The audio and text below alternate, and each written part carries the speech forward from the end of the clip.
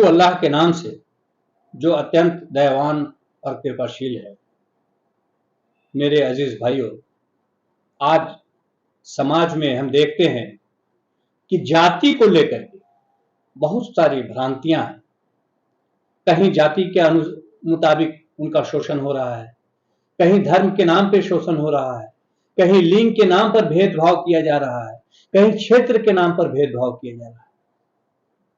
आप जरा सोचिए कि क्या इंसान इसीलिए पैदा हुआ है कि उसके साथ भेदभाव बढ़ता जाए?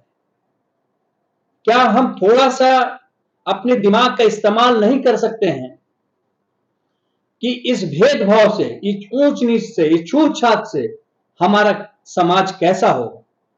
हम कैसे समाज का निर्माण करना चाहते हैं?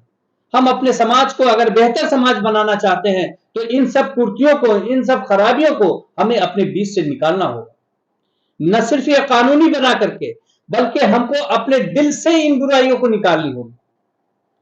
और इसकी कैसी शिक्षा होनी चाहिए, कैसा अजीम सोच होना चाहिए, इस पर आज हम बात करेंगे कि ये राष्ट्रीय एकता, ये पूरे विश्व के अंदर एक एकता, एक मानवता आखिर डेवलप कैसे की जा सकती है।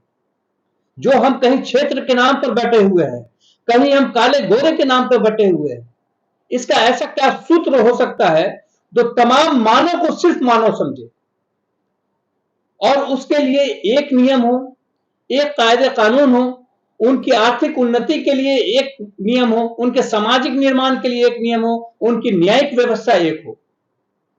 आखिर ऐसी व्यवस्था क्या केवल हम सोच सकते हैं, कल्पना कर सकते हैं, या ऐसी व्यवस्था को लागू किया गया है? क्या किसी धर्म में ऐसी कोई व्यवस्था की गई है? मेरे प्यारे भाइयों, ये केवल कहने की बात नहीं है, ये केवल नारे के स्लोगन देकर के इस मसले को हल नहीं किया जा सकता है। इस मसले को हल करने के लिए हमें वाकई में ये बात सोचनी होगी कि आखिर वो व्यवस्था कौन सी है जो तमाम विश्व के लोगों को एक सूत्र में बांध सके।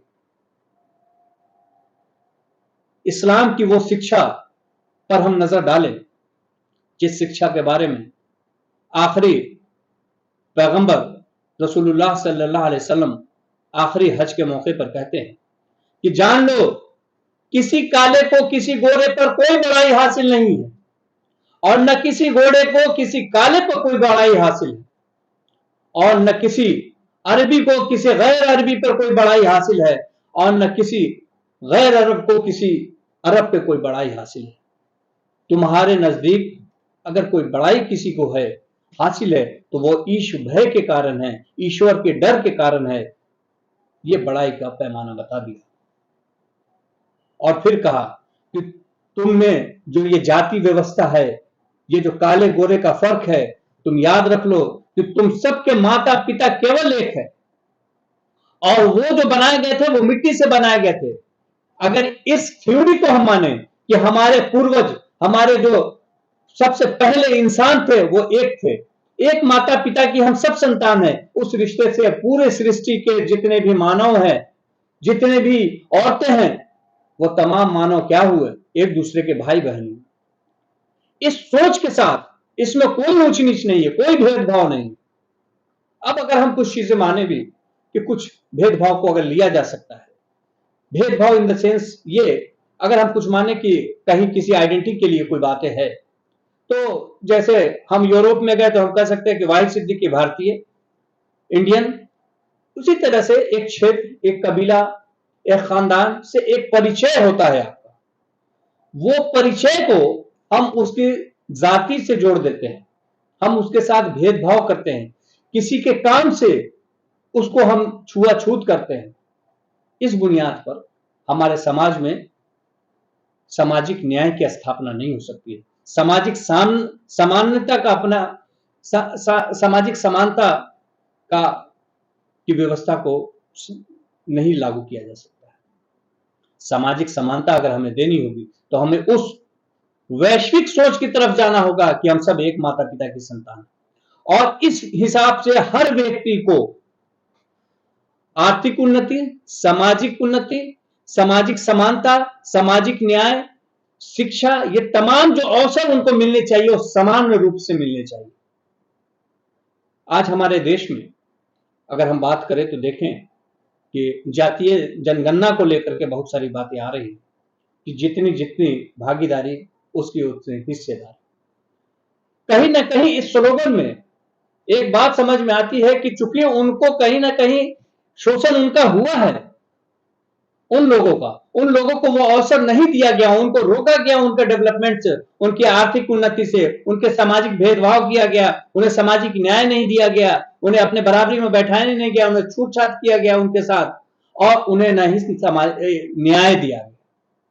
उसके मुताबिक आज उनका यह हक है कि उनको वो सामान्य अवसर दिया जाए, बल्कि कुछ स्पेशल अगर उनको अवसर देकर के उठाने की जरूरत है, अपलिफ्ट करने की जरूरत है, तो ये मौके उनको मिलने चाहिए। ये उनका अधिकार है कि हमारे वो भाई जो हमसे पीछे रह गए हैं उन्हें अपने साथ में लाने के लिए कुछ स्पेशल वर्क किए जाए, उनको स्पेशल छूट दी जाए। तो आरक्षण के मुद्दे पर अगर हम आए तो हमें उनका साथ देना चाहिए, क्योंकि उनके साथ भेदभाव हुआ है, उन्हें पीछे रखा गया है।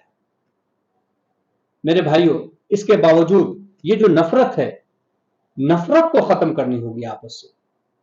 चाहे बड़ा लोग, जो समाज के बड़े लोग गिने जाते हैं, वो लोग छोटे से नफरत करें, या जो लोग आर्थिक रूप से कमजोर है, आर्थिक रूप से कमजोर है, जो समाज के नीचे पैदान पाते हैं, वो कमजोर है, उन्हें भी इस सोच को बदलना होगा कि हमारा कोई दुश्मन है। इस बात को बदलकर हम एक ऐसे राष्ट्र का निर्माण करें, हम एक ऐसे समाज का निर्माण करें जिस समाज में सबका बराबरी का हक हासिल, सबको समान अधिकार मिले, सबको तरक्की करने का समान मौका मिले, और ये जितनी संपत्ति राष्ट्र की संपत्ति है, नेचुरल रिसोर्सेस है, उसमें तमाम लोगों का हक होना चाहिए, तमाम लोगों का उसमें हिस्सा है। अल्लाह रब्बुल इज्जत ने उसका हिस्सा दे करके भेजा। आज हमें जरूरत है कि हम अपने बीच से ये ऊंच नीच का भेदभाव, ये रंग और नस्ल का भेदभाव, ये क्षेत्रीयता का भेदभाव, ये लिंग का भेदभाव खत्म करें। आप गौर करें कि जब अरब के अंदर लड़कियों को जिंदा जलाया जा रहा था, यूरोप के अंदर लड़कियों को जिंदा मारा जा रहा था, हमारे भारत के अंदर सती प्रथाएं की जा रही थी, चीन के अंदर लोगों को कत्ल किया जाता, औरतों को, कहीं कोई पूरी दुनिया में औरतों को कोई अधिकार हासिल नहीं थे, गुलामों को कोई अधिकार हासिल नहीं थे, औरतें खरीदी बेची जाती थी, गुलाम खरीदे बेचे जाते थे। उस दौर में नबी अकरम सल्लल्लाहु अलैहि वसल्लम ने जो बातें कही, जो ऐतिहासिक बातें कही, आज भी इतिहास के सुनहरे वर्क में ये बात नोट है। आपने महिलाओं को अधिकार दिया, बाप की संपत्ति में अधिकार, शौहर पति के संपत्ति में अधिकार, आपने उन्हें विधवा होने के बाद विवाह करने का अधिकार किया, आपने उन्हें लड़का चुनने का अधिकार किया, आपने उन्हें शिक्षा हासिल करने का अधिकार दिया। न केवल ये, बल्कि बाप से कहीं ज्यादा बेटों के लिए, औलाद के लिए मां का हक रखा। आपने फरमाया कि मां का 3 हक है, 75% मां का हिस्सा है और 25% बाप का अधिकार है। इसके अलावा आपने जंग के बंदियों के बारे में हुक्म दिया कि तुम इनके साथ अच्छा व्यवहार करो, जो तुम खाते हो वो खाना इन्हें खिलाओ। जंग के कैदियों के बारे में बताओ। इसी तरह गुलामों के साथ कहा कि अच्छा व्यवहार करो। तो इस तरह के उपदेश इंसान को संयमित रखने के लिए, इंसान के उनके अधिकारों को सुरक्षित बनाता है। लेकिन आज जो समाज में भ्रांतियां हैं धर्म को लेकर के, कि धर्म हमें जो है लड़ाता है, भिड़ाता है, दुनिया में जितनी भी जंगें हुई वो धर्म की वजह से हुई। ये धर्म की वजह से नहीं हुई, बल्कि धर्म के मानने वालों ने अपने शासन को, अपनी सत्ता को स्थापित करने के लिए जंगें लड़ी। धर्म को स्थापित करने के लिए जंग नहीं हुई। अगर धर्म को स्थापित करने के लिए जंग होती तो तमाम के तमाम लोग एक ही धर्म के होते, जब जिसकी सत्ता रही उसी के मानने वाले होते। ये गलतफहमी हमारे जहनों से निकाल देनी चाहिए हमें, कि धर्म तो हमें इंसान बनाता है, धर्म तो हमें मानव के सेवा करना सिखाता है, धर्म तो हमें मानव का अधिकार देना सिखाता है, धर्म तो हमें रहने की गाइडलाइन देता है। इसलिए धर्म से नफरत करने के बजाय हमें धर्मों को समझना चाहिए, धर्मों के उपदेशों पर अमल करना चाहिए, धर्मों को पढ़ना चाहिए।